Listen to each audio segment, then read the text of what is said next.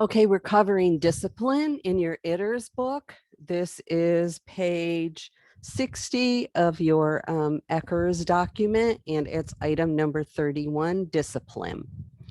We're going to run down the columns. Under your minimal 3-column 3.1, staff do not use physical punishment or severe methods. So that should go without saying. We don't ever use physical punishment in any of our classrooms. 3.2, staff usually maintain enough control to prevent children from hurting each other. So that's the minimum, at least enough control to prevent children from hurting each other. 3.3, expectations for behavior are largely appropriate for age and developmental level of children. So it is really important that we not have unrealistic expectations. Be aware of their age and their abilities, their development.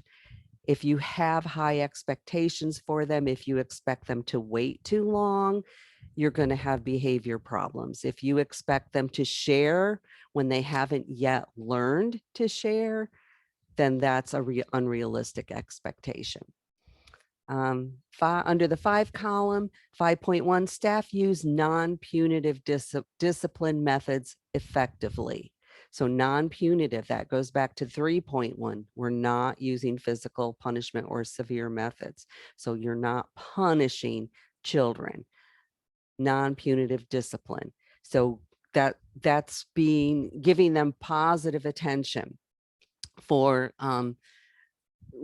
for positive behavior. So kind of catch them being good. A lot of high fives, thumbs up, pats on the back. Redirecting children from unacceptable to acceptable activities. 5.2, program is set up to avoid conflict and promote age-appropriate interaction. So make sure your environment, your program is appropriately arranged for them. Make sure there's duplicate toys accessible if you have favorite toys. If a child is playing with a toy, protect that child from another child who may grab that toy from them. Be sure that your learning centers are appropriately arranged. You can see and hear the children. 5.3, staff react consistently to children's behavior. So the same rules should apply to any staff that are there.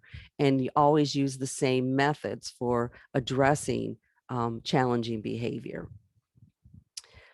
Children should always be aware of what the rules are, and the rules should stay consistent for them. Under the 7 column, 7.1, staff actively involve children in solving their conflicts and problems. So help children talk out their problems and think of solutions. Coach them with their solutions. Give them the words that they need to say. Don't just tell them to say, I'm sorry, but actually talk through the problems. What would you do differently? How could you handle this? What do you want to say next time you want that toy or you want to do that activity? 7.2, staff use activities to help children understand social skills. So using storybooks or social stories, having discussions, you could use puppets to talk to each other, to talk through a conflict. 7.3, staff seek advice from other professionals concerning behavior problems. So if you do feel like you have a child with challenging behaviors, reach out to the community. Child Care Resources has a healthy social behavior program that has TA specialists that will help give you strategies to use for children with challenging behaviors or to prevent those challenging behaviors. Or you can reach out to me and I can do the same thing. So that is discipline. And if you read through the notes for clarification, again, it just clarifies the things that we've already talked about. There has to be consistency. And